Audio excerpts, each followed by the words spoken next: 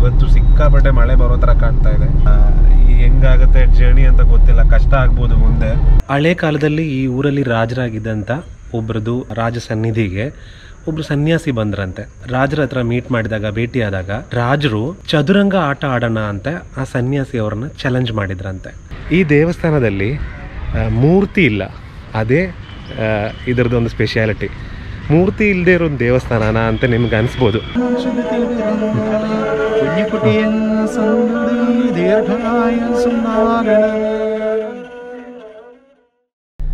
ತ್ರಿಶೂರಿಂದ ನಾವು ಇವತ್ತು ಕೊಲ್ಲಂಗೆ ಹೋಗ್ತಾ ಇದ್ದೀವಿ. ಕೊಲ್ಲಂ ಅಂದರೆ ಸದರ್ನ್ ಪಾರ್ಟ್ ಆಫ್ ಕೇರಳದಲ್ಲಿರೋ ಒಂದು ಡಿಸ್ಟ್ರಿಕ್ಟು. ಟ್ರಿವಾಂಡ್ರಮ್ ಸದರ್ನ್ ಮೋಸ್ಟ್ ಪಾರ್ಟಲ್ಲಿದೆ, ಅದಾದಮೇಲೆ ಕೊಲ್ಲಂ ಬರುತ್ತೆ ನಿಮಗೆ. ಸೊ ನಾವಿವತ್ತು ಅಲ್ಲಿಗೆ ಹೋಗ್ತಾ ಇರೋದು. ಇವಾಗ ಬೆಳಿಗ್ಗೆ 5 ಗಂಟೆ. ಸೊ ಇವಾಗ ಹೊರಟ್ರೆ ನಾವೊಂದು 11-12 ಗಂಟೆಗೆ ಅಲ್ಲಿ ರೀಚ್ ಆಗ್ಬೋದು. ಸೊ ಇವಾಗ ಹೋಗ್ತಾ ದಾರಿಯಲ್ಲಿರೋ ವಿಷುವಲ್ಸ್ ಎಲ್ಲ ನಾನು ನಿಮ್ಗೆ ತೋರಿಸ್ತೀನಿ. ಮತ್ತು ನಾಳೆ ನಾಡಿದ್ರಲ್ಲಿ ಅಲ್ಲಿ ಅಕ್ಕಪಕ್ಕ ಏನು ಜಾಗಗಳಿದೆ ಅದನ್ನು ಎಕ್ಸ್ಪ್ಲೋರ್ ಮಾಡಬೇಕು ಅಂದ್ಕೊಂಡಿದ್ದೀನಿ. ಸೊ ಆ ವಿಷುವಲ್ಸು ಬರುತ್ತೆ ನಿಮಗೆ ನೆಕ್ಸ್ಟ್ ಎಪಿಸೋಡ್ಗಳಲ್ಲಿ. ಖಂಡಿತ ನೋಡ್ತಾ ಇರಿ. ಸ್ಟೋರಿ ಬೋರ್ಡ್ಗೆ ಸ್ವಾಗತ. ಇವಾಗ ನಾವು ತ್ರಿಶೂರಿಂದ ಹೋಗುವಾಗ ಫಸ್ಟು ಕೊಚ್ಚಿನ್ ಸಿಗುತ್ತೆ ನಮಗೆ, ಅದಾದಮೇಲೆ ಆಲಪ್ಪಿ ಸಿಗುತ್ತೆ, ಅದಾದಮೇಲೆ ಕೊಲ್ಲಂ ಸಿಗೋದು. ಸೊ ಚಿಕ್ಕ ಚಿಕ್ಕ ಊರುಗಳ ಮಧ್ಯದಲ್ಲಿದೆ. ಸೊ ಮೇಯ್ನ್ ಈ 3 ಸಿಟಿಗಳು ದಾಟ್ಕೊಂಡು ನಾವು ಹೋಗ್ತೀವಿ. ನಾನು ಒಬ್ಬನೇ ಅಲ್ಲ ಇವತ್ತು ಹೋಗ್ತಾ ಇರೋದು, ಫುಲ್ ಫ್ಯಾಮ್ಲಿನೂ ಇದೆ ನಮ್ಮ ಜೊತೆಗೆ. ಅಚ್ಚು ಮತ್ತು ಮಗು ಇಲ್ಲೇ ಇದ್ದಾರೆ ನೋಡಿ. ಅಂಬು ಹಾಯ್ ಬರ, ಹಾಯ್ ಬರ.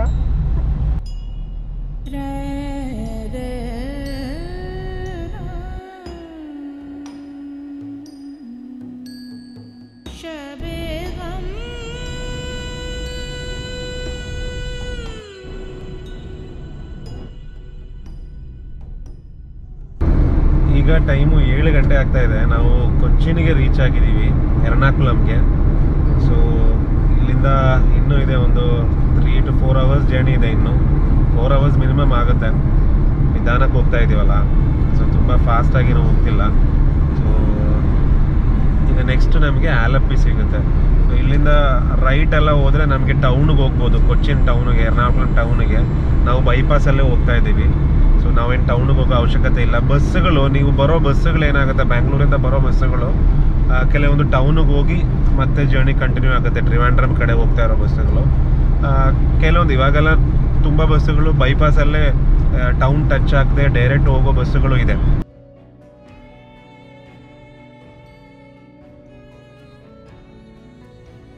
ಕೊಚ್ಚಿನ್ ಲಿಮಿಟ್ಸ್ ದಾಟಿ ನಾವು ಇವಾಗ ಆಲಪ್ಪಿ ಡಿಸ್ಟ್ರಿಕ್ಟಿಗೆ ಎಂಟರ್ ಆಗಿದ್ದೀವಿ.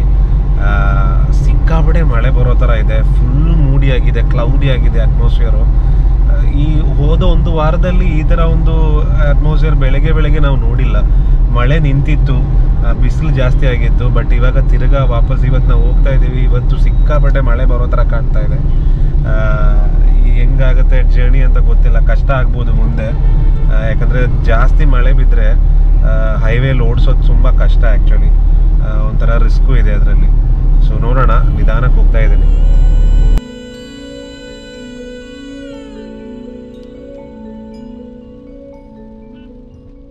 ಕೊಲ್ಲಂಗೆ ನಾವು ಹೋಗೋ ದಾರಿಯಲ್ಲಿ, ಎರ್ನಾಕುಲಮಿಂದ ಕೊಲ್ಲಂಗೆ ಹೋಗೋ ದಾರಿಯಲ್ಲಿ ತುಂಬ ದೇವಸ್ಥಾನಗಳಿದೆ.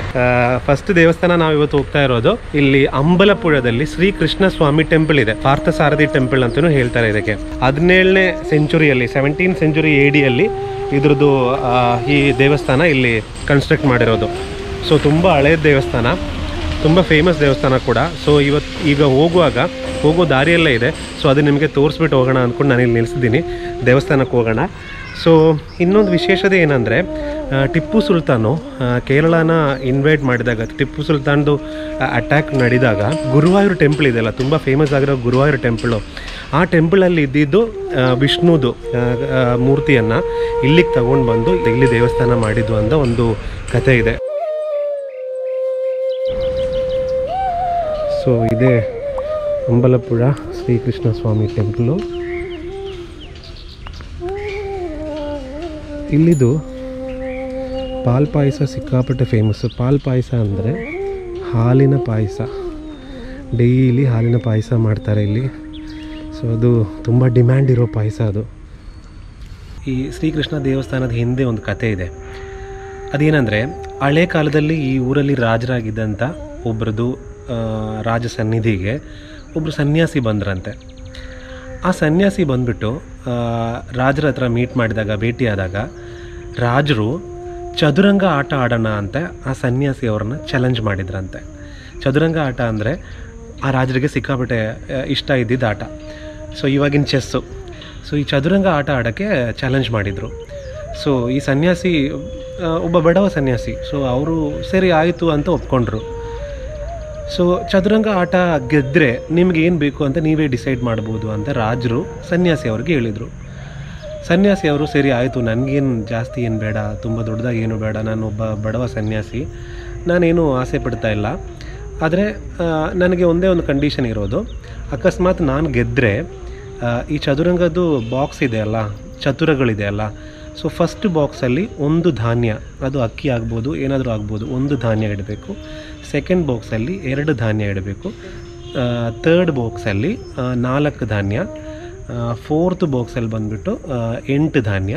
ಫಿಫ್ತ್ ಬಾಕ್ಸಲ್ಲಿ 16 ಧಾನ್ಯ. ಆ ಥರ ಒಂದೊಂದು ಬಾಕ್ಸಲ್ಲೂ ಡಬಲ್ ಧಾನ್ಯ ಇಟ್ಕೊಂಡು ಹೋಗಬೇಕು. ಅದು ಟೋಟಲ್ ಎಷ್ಟು ಧಾನ್ಯಗಳು ಬರುತ್ತೆ, ಎಷ್ಟು ಚದುರ ಇದೆ, ಎಷ್ಟು ಧಾನ್ಯಗಳು ಬರುತ್ತೆ, ಅಷ್ಟು ಧಾನ್ಯ ನೀವು ನನಗೆ ಕೊಡಬೇಕು. ಅಷ್ಟು ರೈಸು ಇಲ್ಲ ಅಕ್ಕಿ ಏನಿದ್ರೇನೋ ಅದು ನನಗೆ ಕೊಡಬೇಕು, ಅದು ನನಗೆ ಸೇರುತ್ತೆ ಅಂತ ಆ ಸನ್ಯಾಸಿ ಅವರು ಹೇಳಿದರು. ಅಷ್ಟೇ ತಾನೇ ಅಂತ ರಾಜರು ಒಪ್ಕೊಂಡ್ಬಿಟ್ರು. ಚದುರಂಗ ಆಟ ಸ್ಟಾರ್ಟ್ ಆಯಿತು. ಆಟದಲ್ಲಿ ರಾಜರು ಸೋತೋಯ್ತು, ಸನ್ಯಾಸಿ ಅವರು ಗೆದ್ದರು. ಸೊ ರಾಜರಿಗೆ ಹೇಳಿದರು, ಸರಿ ಆಯಿತು, ನಿಮಗೆ ನೀವು ಕೇಳಿದ್ದೇನು ಅದು ನಾನು ಕೊಟ್ಬಿಡ್ತೀನಿ ಅಂತ ಹೇಳಿದರು. ನೋಡಿದ್ರೆ 64 ಚದುರ ಇದೆ ಒಂದು ಚದುರಂಗದಲ್ಲಿ, ಒಂದು ಚೆಸ್ ಬೋರ್ಡಲ್ಲಿ.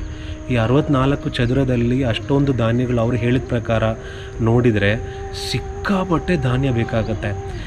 ಅಂದರೆ ಜಾಮೆಟ್ರಿಕಲ್ ಪ್ರೋಗ್ರೆಷನಲ್ಲಿ ನಾವು ನೋಡ್ಕೊಂಡು ಹೋದರೆ, ಡಬಲ್ ನೋಡ್ಕೊಂಡು ಹೋದರೆ ಎಷ್ಟೋ ಟ್ರಿಲಿಯನ್ ಧಾನ್ಯಗಳು ಬೇಕಾಗುತ್ತೆ. ಅಷ್ಟು ಧಾನ್ಯ ರಾಜರ ಹತ್ರ ಇರಲಿಲ್ಲ. ಆವಾಗ ರಾಜರಿಗೆ ಸೋಲು, ನಾನು ಸೋತಿದ್ದೀನಿ, ಈ ಸನ್ಯಾಸಿ ಅವ್ರ ಮುಂದೆ ನಾನು ಸೋತಿದ್ದೀನಿ, ನಿಜವಾಗ್ಲೂ ಸೋತಿದ್ದೀನಿ ಅಂತ ಆವಾಗ ಗೊತ್ತಾಯಿತು. ಸೊ ಅವ್ರಿಗೆ ಆಶ್ಚರ್ಯ ಆಯಿತು, ಯಾರು ಇವರು ಅಂತ.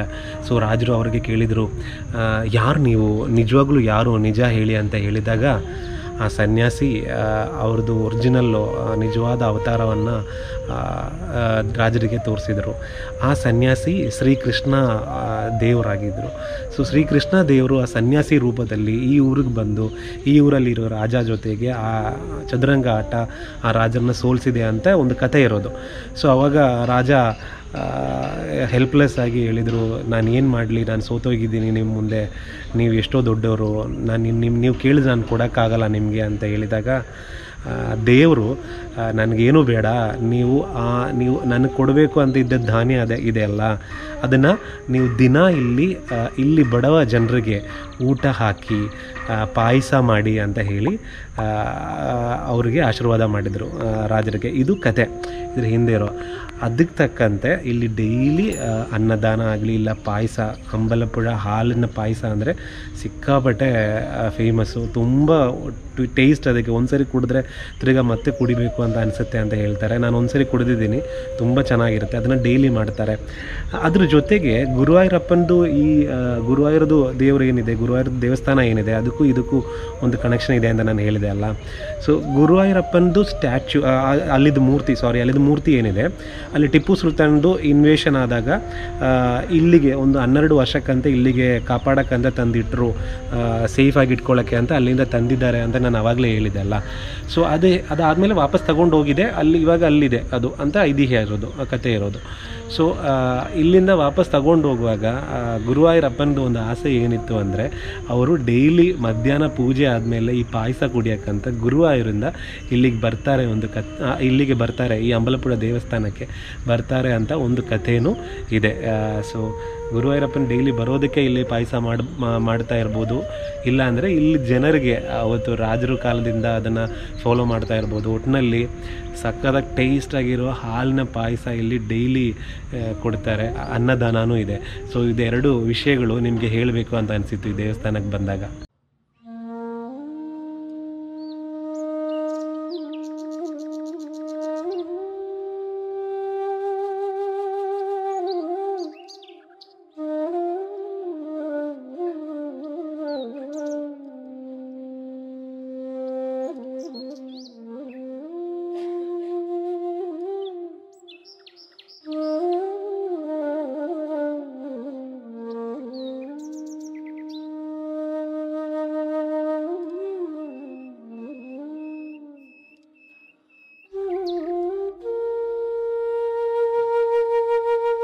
ಕೊಲ್ಲಂಗೆ ಹೋಗೋ ದಾರಿಯಲ್ಲಿ ಓಚಿರ ಅಂತ ಒಂದು ಜಾಗ ಬರುತ್ತೆ.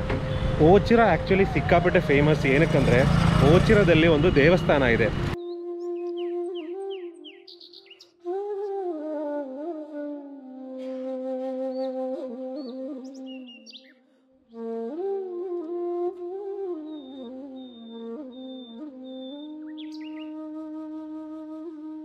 ಈ ದೇವಸ್ಥಾನದಲ್ಲಿ ಮೂರ್ತಿ ಇಲ್ಲ, ಅದೇ ಇದರದ್ದೊಂದು ಸ್ಪೆಷಾಲಿಟಿ.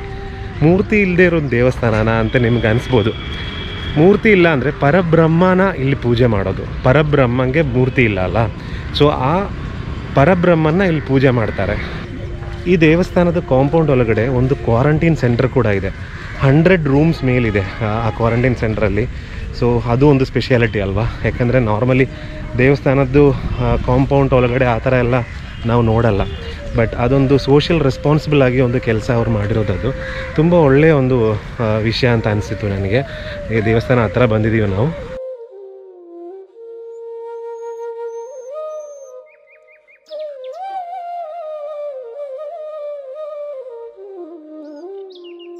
ಏನಂದರೆ ನೀವು ನೋಡಿದ್ರಲ್ಲ, ಗರ್ಭಗುಡಿ ಆ ಥರದ್ದೇನೂ ಇಲ್ಲ ಈ ದೇವಸ್ಥಾನದಲ್ಲಿ.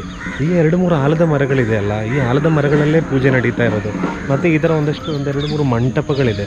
ಬರೀ ದೊಡ್ಡದೊಂದು ಆಲದ ಮರ ಫಸ್ಟ್ ನಾವು ಅಲ್ಲಿ ನೋಡಿದ್ದು, ಅದಾದಮೇಲೆ ಇಲ್ಲಿ ಈ ಆಲದ ಮರ, ಅಲ್ಲೇ ಮೇಯ್ನ್ ಪೂಜೆಗಳೆಲ್ಲ ನಡೀತಾ ಇರೋದು. ಬೇರೆ ಗರ್ಭದ ಗುಡಿ ಆಗಲಿ ಅಂಥದ್ದೇನೂ ಇಲ್ಲ ಇಲ್ಲಿ. ಇದು ದೇವಸ್ಥಾನದ್ದು ಪಾಂಡ್ ಇದು. ಸೊ ಈ ಪಾಂಡು ಮತ್ತು ಇದ್ರ ಸುತ್ತ ಇರೋ ಜಾಗ ಇದೆ ಅಲ್ಲ, ಈ ಜಾಗದಲ್ಲೇ ಓಚಿರ ಕಳಿ ಅಂತ ಹೇಳಿ ಒಂದು ಫೇಮಸ್ ಫೆಸ್ಟಿವಲ್ ನಡೆಯುತ್ತೆ.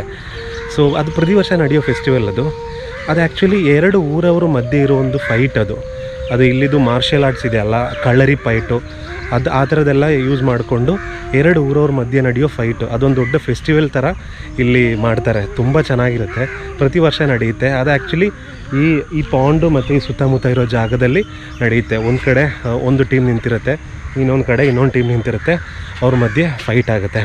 ಅದೊಂಥರ ವಿಶ್ವಲ್ ಟ್ರೀಟ್ ಆಗಿರುತ್ತೆ ನೋಡೋಕ್ಕೆ. ಅದು ಪ್ರತಿ ವರ್ಷ ಇಲ್ಲಿ ನಡೆಯುತ್ತೆ.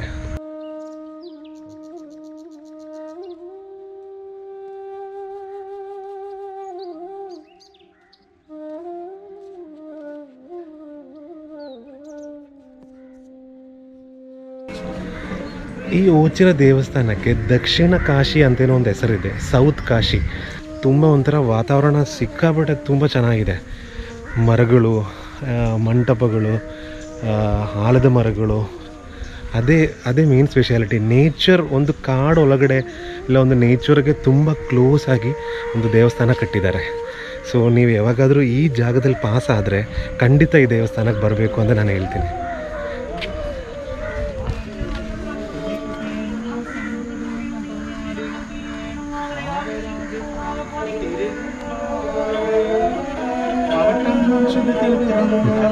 കുഞ്ഞിക്കുട്ടിയൻ സന്തതി ദീർഘായ ദോഷങ്ങൾ വീണമേ, ദുരിതങ്ങൾ തീരണമേ, തീരാതെയുള്ള വിഷഭീതി അകറ്റമേ, ശ്രീ മഹാദേവന്റെ തിരുങ്ങളുണ്ടാകണമേ.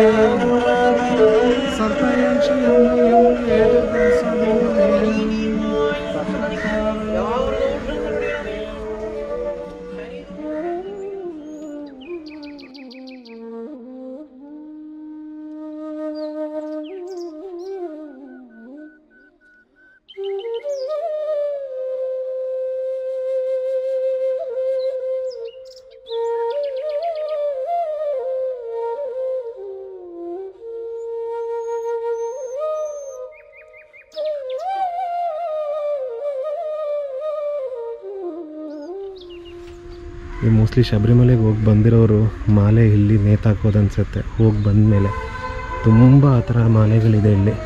ಈ ಮರದ್ದು ಬ್ರಾಂಚಸಲ್ಲೆಲ್ಲ ಆ ಥರ ಮಾಲೆಗಳಿದೆ.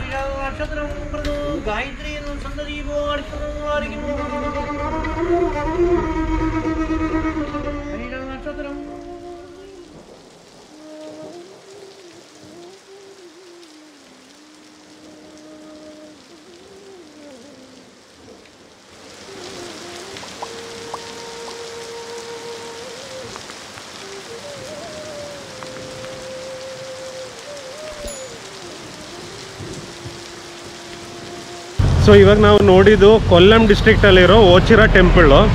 ಸೊ ಇಲ್ಲಿಂದ ನಾವು ಇವಾಗ ಕೊಲ್ಲಮಲ್ಲಿರೋ ನಮ್ಮ ಮಾಮ ಮನೆಗೆ ಹೋಗ್ತಾ ಇದ್ದೀವಿ.